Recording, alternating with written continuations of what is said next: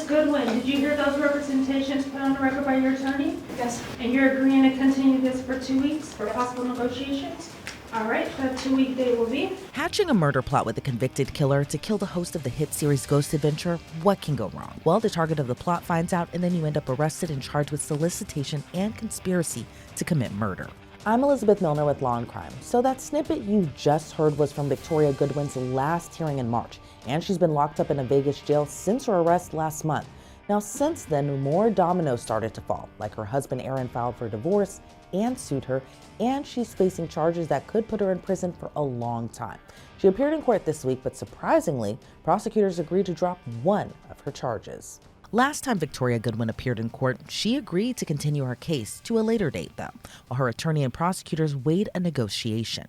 So this time around, she scored a win. Well, kind of. When she appeared in court on Tuesday, she donned glasses, a braided side ponytail, and still manicured nails despite being in jail for a month. She sat pretty quietly along with other inmates. At times, she whispered with them, but really she sat quietly unless speaking with her lawyer. But what we didn't see is the deal her attorney and prosecutors made, which is agreeing to drop one of her charges. Prosecutors agreed to drop the solicitation to murder charge, but she's not out of the clear. She still faces a charge of conspiracy to commit murder, which still carries years in prison. But remember, Victoria denied even wanting to have her husband killed. For those following the case, you know how we got here. For those who haven't, let's sum it up. Victoria is married to Aaron Goodwin, the host of Ghost Adventures, where you guessed it, the hosts are on an adventure to look for ghosts. But Victoria decided to chat it up with an inmate all the way down in Florida who annihilated his own family. And that inmate was Grant Amato, who killed his mom, his dad, and his brother. Victoria and Grant together allegedly planned to set aside more than $11,000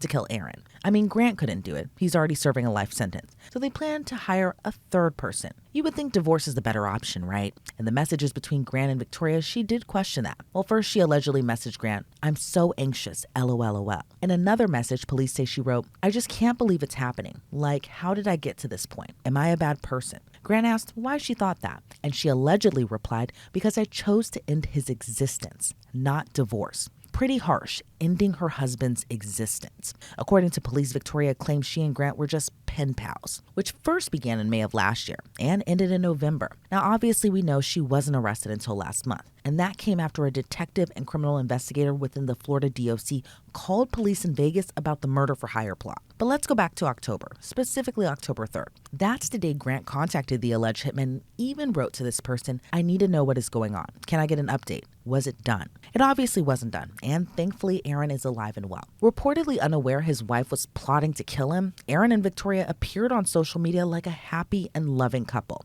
Again, Victoria denies she tried to have her husband killed. She claims she was lonely, she and Aaron were going through marital issues, and that she was just daydreaming of being in a different situation. But she says she no longer felt that way. But when you allegedly send money to your killer lover, delete messages where you're plotting to kill, you don't need a law degree to know that charges were coming when investigators call you. I'm joined now by Law&Crime legal analyst as well as criminal defense attorney Julie Rendelman. Julie, great to see you and always love having you on. You know, this story is pretty wild. Victoria's been in jail for more than a month now, but now prosecutors have reportedly agreed to drop one of her charges, that being the solicitation to commit murder. Why do you think that is? Well, I think they're headed towards a plea, and it's not uncommon when you're headed towards a plea that the prosecution will agree to pick one of the charges and then the rest will kind of, in a sense, go to the wayside. And so they're going with this one charge with the understanding that as long as she pleads guilty, as long as she takes responsibility, they will dismiss the other charges. I want to thank Odoo for sponsoring us. If you don't know Odoo, they're an incredible all-in-one business management software that provides you with a range of applications. They have cool features like their Projects app, and look, managing projects can be pretty tough, but with Odoo's Project app, it truly doesn't have to be. You need a clear timeline, the Gantt view maps out your tasks and helps you stay on track. Prefer a more flexible approach? Well, the Kanban view lets you move tasks easily from to-do to done. Or if you like structure, the list view gives you all the details at a glance. Plus, Odoo's comprehensive dashboard keeps you updated on task status, activities, and remaining time, so you're always in control. And with powerful reporting tools, you can track your project's budget, milestones, and profitability in real time. So right now, you can get a free 15-day trial of Odoo's all-in-one business solution and see how it can make your life easier.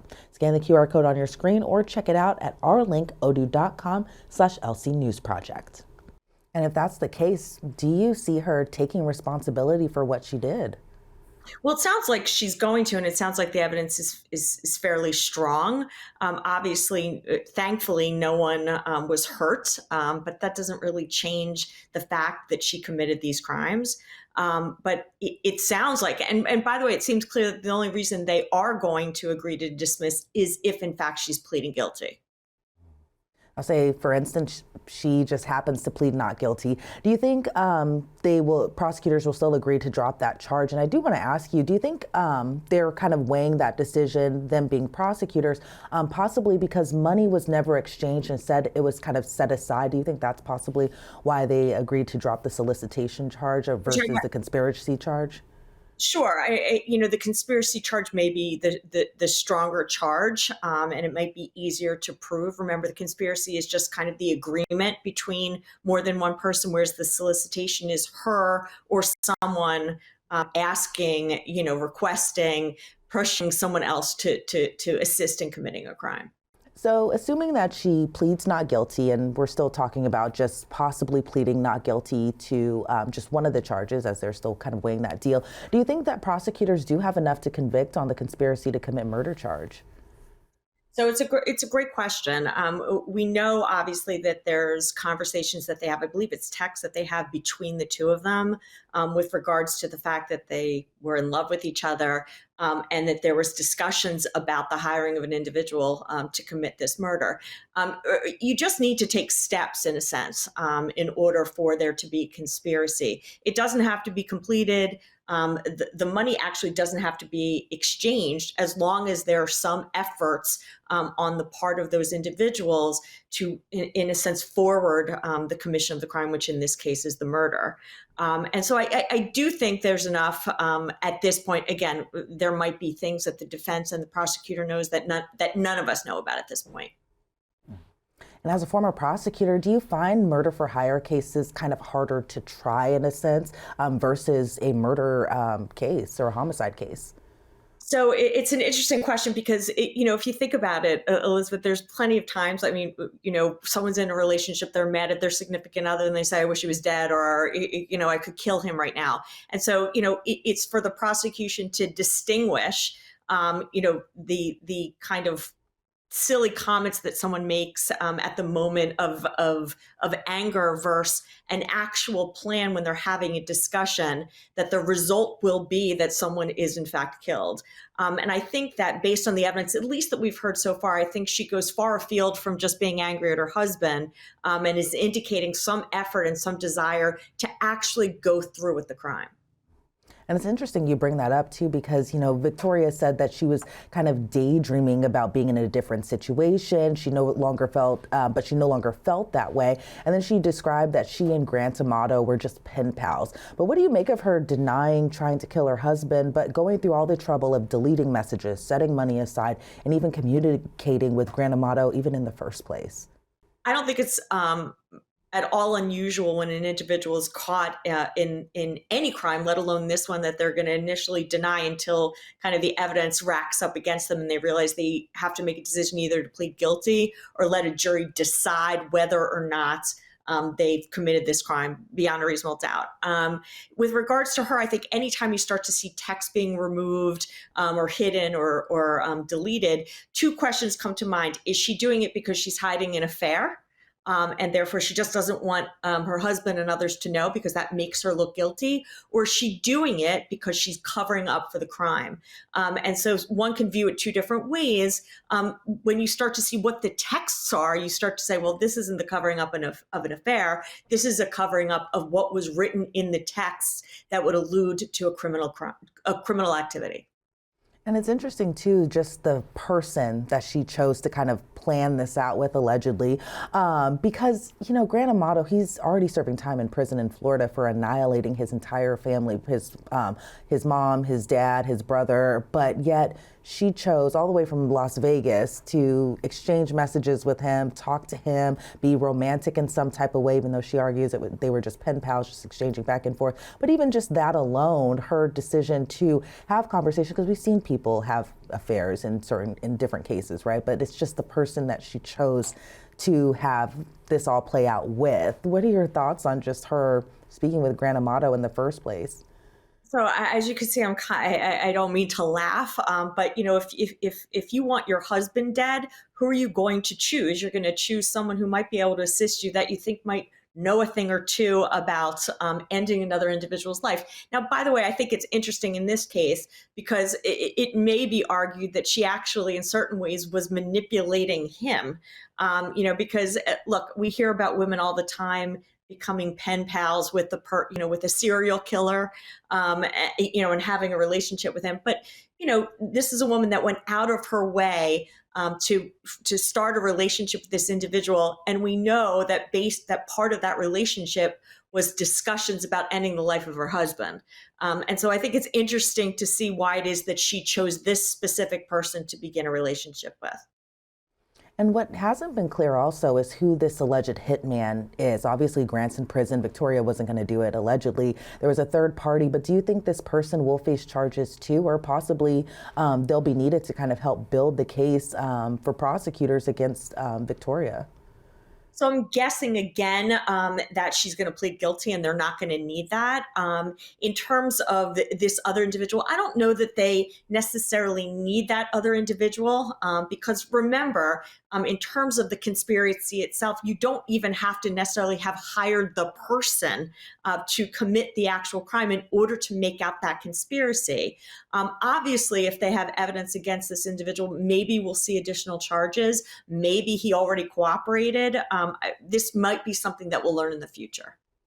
Yes, and thankfully, Aaron is safe. He is alive, but understandably, he did file for divorce and is even suing Victoria for negligence, assault, false imprisonment, negligent infliction of emotional distress. In terms of just filing for divorce, which is something it seemed like Victoria kind of just wanted all along, but that's another argument for another day. Do you think that the criminal proceedings will kind of take over the complaint that he had filed, or do you think that both can kind of happen simultaneously? I mean, I think they're separate issues. One would imagine that if your wife wants you dead, you're likely not going to want to remain, in the same household with them, especially if they potentially hired someone to have you killed. So the divorce or the request for the divorce is certainly not shocking. And I think at the end of the day, we're going to see her potentially going to jail and him moving on with his life without her in it. And say, for instance, I know we were talking about it's kind of looking like it will turn into a plea deal, but say, for instance, not guilty and this does go to trial, would Aaron Goodwin have to testify? Another great question. So does he have to testify? Not necessarily. I would expect that he would. Why? Because you're going to want to hear from him in terms of the relationship he had with her, the background. There might be things in the text that he might be able to corroborate in terms of places he might be at certain points. So I would expect you would hear from him, but I don't think it's mandatory in order to make out the crime. And, I'm just kind of waiting to see how this arraignment will kind of unfold on Thursday, just to kind of see which route that Victoria decides to take, because it'll be very interesting if she does try to go to trial and avoids the plea deal. But we'll see kind of all that will happen with that. Julie Randleman, always love having you on, and thank you so much for your insight into this case. Before we sign you off, though, what do you think will happen next? I am guessing she's going to plead guilty to the conspiracy. I think she's facing up to 10 years for this type of crime. Again, I don't believe she has a record. Assuming she does not, the judge can give, I believe, some leniency, but it'll be interesting to see what happens this week. Oh, I do want to just follow up really quickly. If she does plead guilty and, we were talking about the statute a little bit, do you think that the judge will give leniency given that Aaron didn't get hurt throughout all of this? So, it's an interesting question because remember, conspiracy doesn't require the person to get hurt. So you're not really, in a sense, the judge shouldn't be giving them a benefit for the fact that they weren't able to accomplish that of which they were hoping to do. With that said, we might learn things about their relationship. There might be mitigation. There could be domestic violence. I'm not saying that that's true, but we may learn things that we don't know about. We might learn about mental health regarding her, alcohol, drugs, something that might explain why it is that she behaved and did what she did at the time she did it. And just for our viewers, just for the record, I do want to say divorce is always the option. Divorce, you can do that route always. It's probably the safer route for all parties involved. It may hurt a little bit in the wallet, but you know what? I would take divorce over prison any day. Julie Rendelman, again, thank you so much for your time and your insight into this. We'll see how this all continues to unfold from here, but thank you again for your time today. Thank you for having me. Again, thankfully, Aaron is okay. He posted this message to his Instagram page saying, quote, "Thank you everyone for all the love and support through this emotionally trying time. It has really helped me a lot, and I appreciate you all." Oh, and he sued her too. In a complaint filed on March 15th, Aaron claims Victoria caused intentional infliction of emotional distress, as well as negligent infliction of emotional distress, assault, and false imprisonment. So I mean, Victoria technically got what she wanted. But she probably didn't want to face the charge she's facing now. Victoria Goodwin hasn't entered a plea yet. She's set to be arraigned on the conspiracy charge on April 10th. Online records show she is still booked, though, at the Clark County Jail. Reporting for Law and Crime, I'm Elizabeth Millner.